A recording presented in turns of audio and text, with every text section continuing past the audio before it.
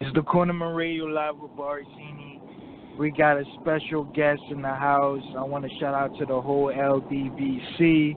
We got Omar Figueroa, one of my favorite fighters, man. This is my third interview with Omar Figueroa, man. How's it going, and what's been going on, Omar?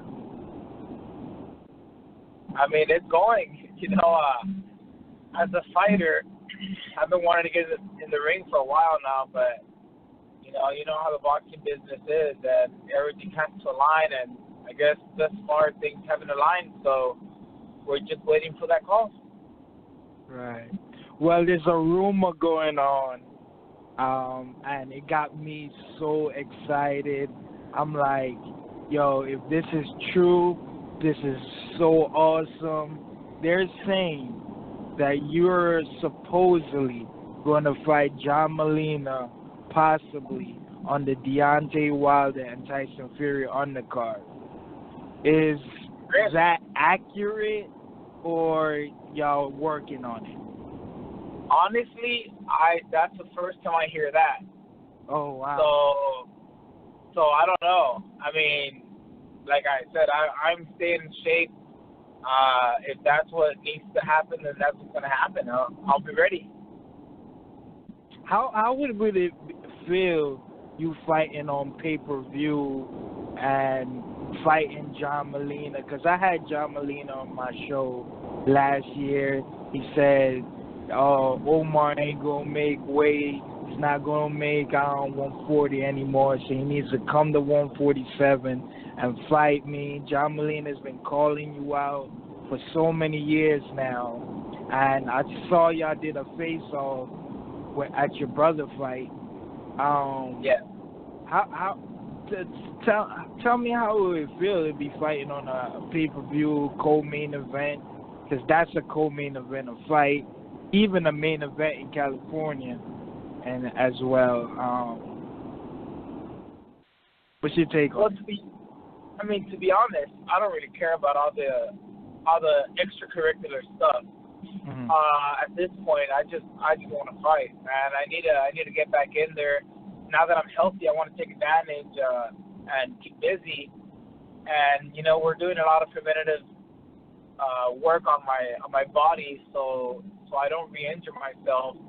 But I mean, this sport takes a toll on the human body, man. And I've been doing this for about 23 years now, so my body's feeling it. And so now I feel like, with all this time off that I've had, we've been doing a lot of work, like I said, on my body, trying to rejuvenate it, I guess, and take some of the stress from the years off. And honestly, I feel great. I made some lifestyle changes.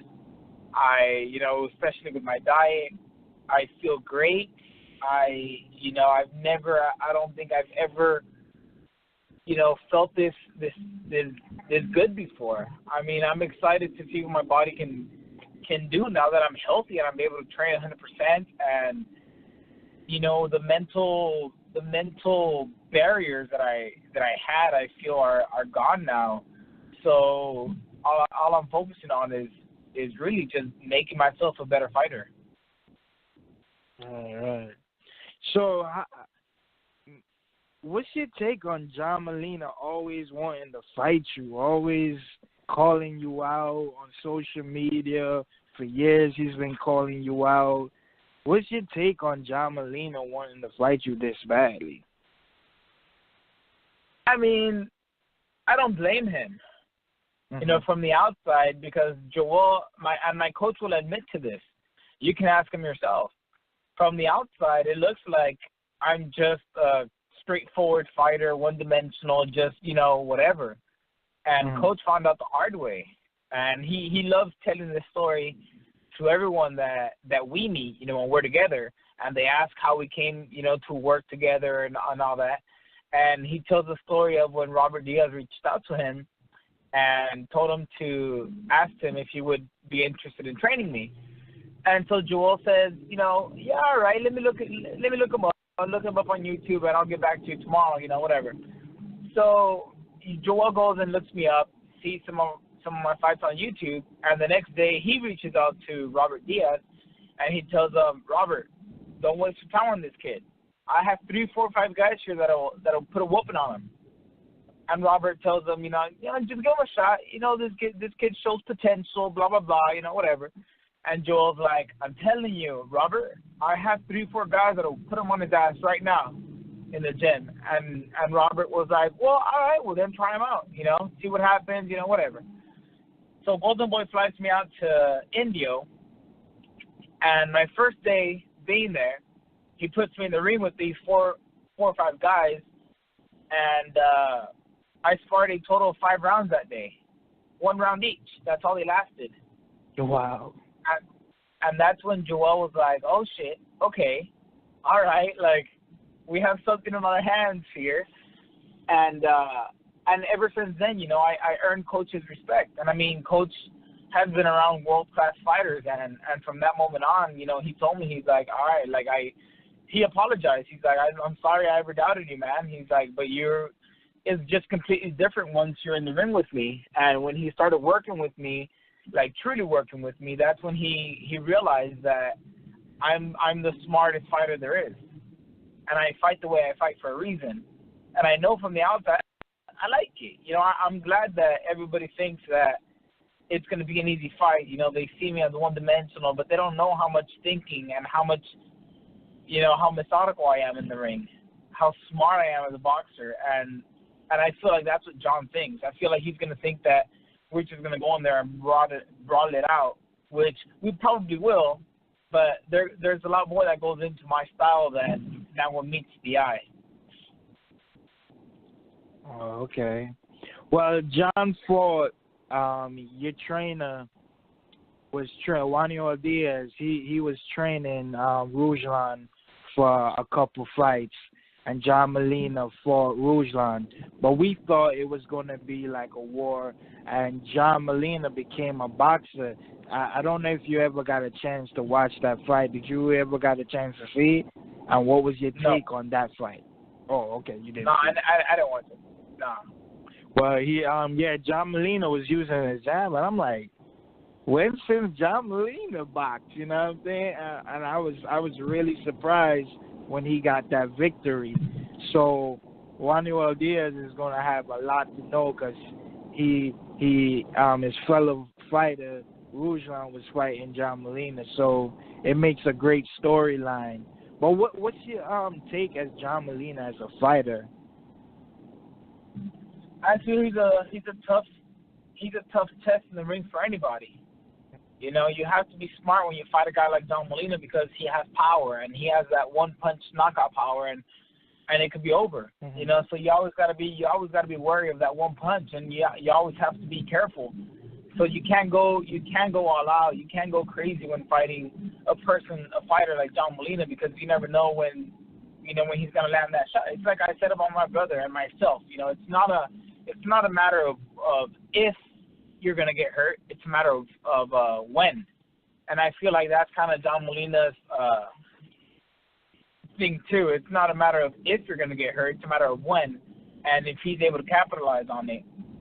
So I think it'll be an interesting fight. It's a fight that obviously it's very fan friendly, and I mean if that's who I have to fight, then I'm all for it. I'm always down for a good scrap. Right. I just believe, man, to be like I said, man, they throw a truck at you're going to be still standing.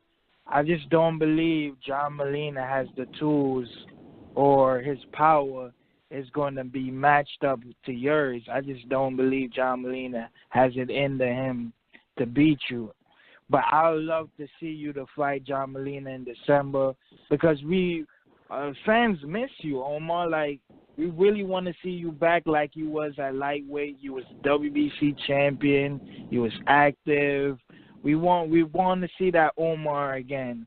But my next question for you, can you tell me and express to me, to the fans as well, what happened with the Adrien Broner fight? Because a lot of people didn't get to hear from you after you suffered your injury.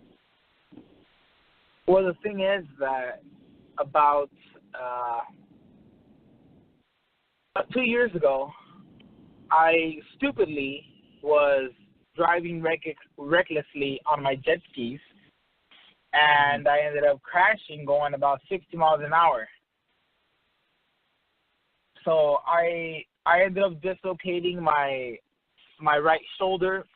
Doctor says I'm lucky to be standing, that I could and more likely should be paralyzed from the neck down because of how bad the crash was and the impact, and from what he could see from the MRIs and the CAT scans and everything.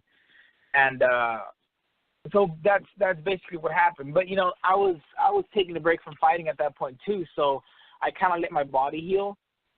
I didn't go into training until January 2017, and that's when I started getting ready for whatever fight I was going to have.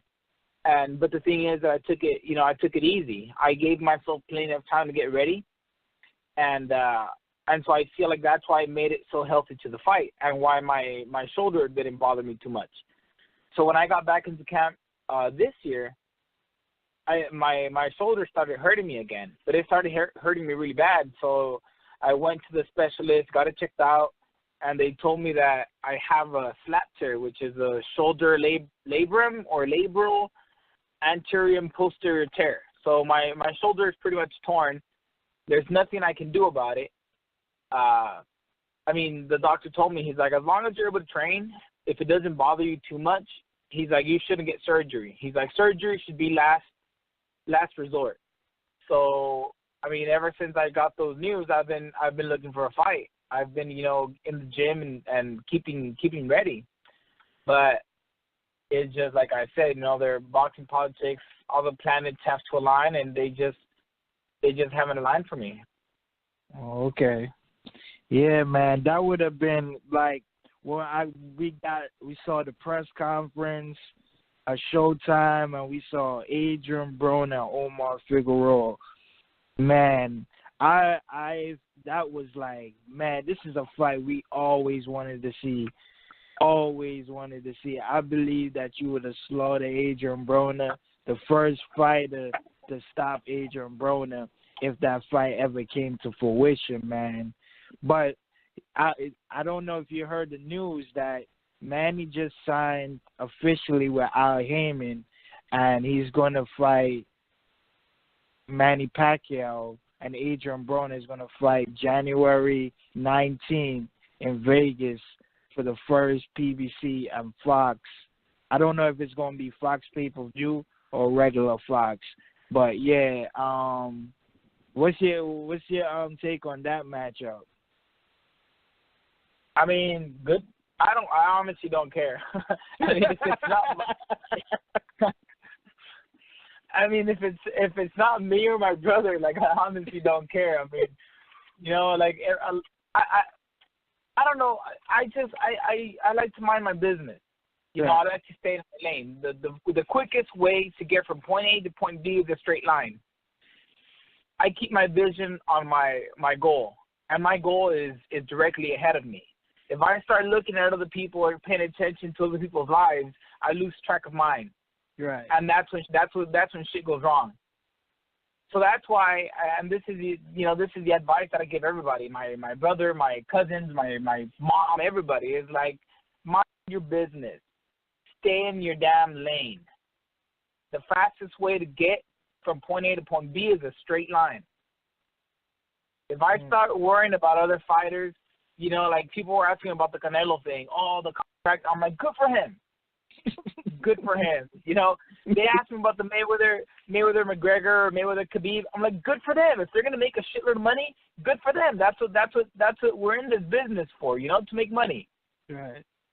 I don't care. I just hope it's a good fight for the fans. And basically, that's all I care about. That's all that matters in the end. Right. Well, my next question for you, Omar, man. There was talks of you possibly fighting Mikey Garcia. Can you explain what happened on why that fight never got taken place? Well, we offered him the fight, and they didn't take it for whatever reason. You know, I think Mikey tried to give an explanation of the business and blah blah blah blah blah blah. I mean, that's like my problem. I don't get paid enough to fucking worry about the business side of boxing too. I just worry about fighting and I'm taken care of by the most powerful man in boxing, which is Al Heyman. So if he has my back, then what do I have to worry about? You know, right. So I let him handle my business, and I just take care of what I need to take care of in the ring. That's it. It's pretty simple. Man, I thought that Mikey just, even your trainer explained it. We just believe that Mikey just didn't want no smoke with you, and that's my opinion. I don't know how accurate it is. Even your trainer has said it, like he just didn't want to fight Omar. You know, he believed Omar. That's what it comes down to in the end. If a fight doesn't happen, you know, the people didn't want to fight bad enough, and that's it. Right. It's real interesting, man. But I also, Scriber had told me like a year or 2 years ago at least maybe, and they said you beat Errol Spence in the amateurs, and I've seen you talk about it a little bit briefly on a couple interviews, man. And you even said that you still interested to fight him in the pros, man. How did that amateur fight went with you and Errol Spence, and do you still want to fight Errol Spence now he's the IBF champion as well? I'll fight anybody. You know, I was raised in boxing, and I've been doing it my whole life, and not once have I been one to choose my opponents. I've never chosen who I fight. Even when I was an amateur, I was 6, 7 years old. My dad was the one that I always found my opponents. He found my sparring. I did my job. I went in there and kicked ass or got my ass kicked. I did whatever I had to do. You know, that's my job. What happens outside the ring is not my problem. That's not my duty. So, of course, I'll fight Errol Spence anytime, any day. I don't care. Yeah, I don't really like to count that amateur fight. I mean, if people ask me, it's like, yeah, I beat him. You know, it's not a big deal. Like, I beat him in the amateurs or whatever. It's like, obviously, that was 10 years ago. You know, he's a completely different man. I'm a completely different man. Completely different fighters from what we were back then. I mean, but like I said, I wouldn't mind fighting them again. Yeah. I saw an interview he did. He was on 78 Sports and Black Fight Fan TV. They did an interview, and Errol Spence said, yeah, I love to fight that punching bag. I'm like, how is Omar a punching bag? Now, I know you know what I mean, there's fights that you get hit and everything, but this is the same man that beat you 10 years ago, and still I want to fight you now. So I find that funny that he called you a punching bag. I mean, the punching bag was him 10 years ago, so I guess if whatever he wants to call it, I don't care. I'm down to fight him anytime. Right. It will be huge in Texas, man, because I speak to Black Fight Fan TV. He's from Dallas as well, and he's like, yo, Omar and Errol Spence, even the fans I've spoken to, my subscribers and few other people, think that would be huge next year somewhere in Texas. We can make it happen. We'll meet in the middle, the Alamodome in San Antonio. That's it. It's done. I'm ready. Man, that would be beautiful, man. That would be beautiful, man. My next question for you, Omar. What weight class are you going to be at? Because your last fight was at 147. Yeah, we're trying to get down to 140 again. So okay. I mean, I would like to win a title at 140 just because I already won one at 135. So I would like to get down to 140, fight there a couple times, win the title, see how long. Because like I said, you know, I've made I've made some very important and key lifestyle changes, which I feel will facilitate my ability to be in shape, to be on weight, and to do all these things for my fights. First off, I'm healthy, first and foremost, which that's honestly what made it so hard for me to be on weight. You know, not being able to do certain workouts, having to train with a cast on my hand, having to, you know, it always, something always happens. So like I said, I'm finally healthy, and I'm excited what my body's capable of doing. I mean, I've never seen it really close to 100%. Even the Guerrero fight wasn't close to 100%. And, you know, we all know how that went. So I know what I'm capable of. And it's frustrating, especially for me, knowing that I can't express that. I can't convey that to the fans, you know, because of shit that happens. But hopefully, God willing, you know, everything opens up and everything straightens up. And, well, I mean, we haven't even seen close to the best of me. So the best is yet to come for sure. Right. You know, I know you don't watch too much in this boxing world and thing, but though there's a 140 World Boxing Super Series tournament going on, and they're going to be busy till I don't know how long the tournament is going to last.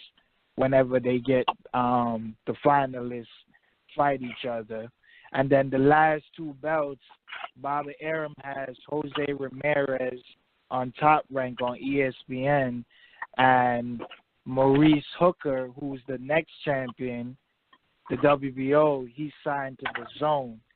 But the other two Al Haymon fighters are in the World Series tournament and for the IBF and the WBA. So it's going to be a long time for that you to get a chance to get that opportunity. So what would you do in the meantime? Just stay busy and just fight fights to keep active, or if you get a title shot at 147, you would take that? I honestly don't care for titles. Okay. At this point in my career, I'm here to make as much money possible. I'll fight whoever's going to get me the most zeros in my check, and that's about it. You know, I've been doing, like I said, I've been doing this my whole life. Right now is not the time to get picky. I'll take whoever, whenever, wherever. I don't care. Right. Well, I saw on Instagram you said these exact words. You said, "Oh my fucking," you said, "Oh my God, I would love to fight Shawn Porter." What made you say that, and why? What made you say that? That would be a damn fun fight. I mean, given his style and my style, I mean that would be extremely fun for me. What, did you saw the Danny fight? Yeah, I'm sure you guys would enjoy it too. Like, I did a show on it, and I said, yo, Omar will beat Shawn Porter. I just don't believe, like, I sent you the video. I don't know if you listened to it all. And I was like, yo, man, I truly believe in you, Omar. Like, I don't even think Shawn Porter, I know a lot of fans might say give Shawn Porter the edge, but I believe Shawn Porter he can't handle you. You know what I mean? But I saw you express that, and I was like, man, did he see the Danny fight? What made Omar say this? You know what I mean? And I was like, wow. Anyone. My style will give anybody problems. Right. And I'm confident. Do you think Shawn Porter is a good fighter? Or what did you see in the Danny Garcia fight that you exploit? I mean, I think he's a great fighter. I just think that given his, honestly, I'm not even looking at mistakes or strengths or anything. I was just looking at the fun factor in that fight for me. It would be a fun fight, and that's the only thing I was taking into consideration. Oh, okay. Yeah, man. That would be an amazing fight to see Omar be the two-time WBC champion. That would be awesome. Even though you don't care for belts and thing, man. But is anything else you want to say to the fans so we can look forward to? I mean, just, you know, I've been, you know, first off, we get paid to fight as boxers. So there's nobody on this world that wants to fight more than myself. So for the fans that think that I'm, you know, pushing this back on purpose or anything, trust me, I am not. I need to get paid. I haven't fought in a while. You know, I need to get paid. So there's nobody that wants to fight more than I do. Like I said, the only thing is, you know, the boxing politics or whatever, it just happened a lot. It just hasn't aligned for me. So hopefully soon I'll have news for you guys. We'll have something concrete, and we'll be able to follow through. It's in December. Well, then I'll let you guys know as soon as I know. And if not, I guess we'll go from there. But as far as I know, I don't have anything. I'm just getting ready for whoever, wherever, wherever. Right. Well, I hope Al Heyman, Steven Espinoza can make you fight on that Wilder card, even though you don't really care about the card. But I looked at the card itself. I was like, man, that would be one of the best fights on that card, even better than the Fury and Wilder fight. I think you and John Molina would give us a truly something to look forward to and to be excited for on that card. But hopefully we get to see you in December, because it's been long anticipated, long to see you back in the ring, bro. But thanks for coming on. Can you give out your social media so the fans can follow you? Yeah, of course. I mean, it's just my name, Omar Figueroa Jr. I try to keep it as simple as possible. Even though I'm not very active on social media, I will post on there from time to time, especially on Snapchat. But yeah, I mean, you know, I appreciate your support, especially, and all my fans around the world that are loyal and that have stuck with me, you know, through thick and thin, even though we've had a lot more thick than thin lately. But I'm excited. 2019 is going to be a huge year for Team Figueroa. Hopefully we keep that ball rolling into the future and see where it takes us, man. Right. Well, thank you again, Omar. I really appreciate it for coming on the Cornermen Radio. And you have a blessed night. Stay safe out there and take care of yourself, bro. Yes, sir, man. You have a good night as well. Thank you for having me on.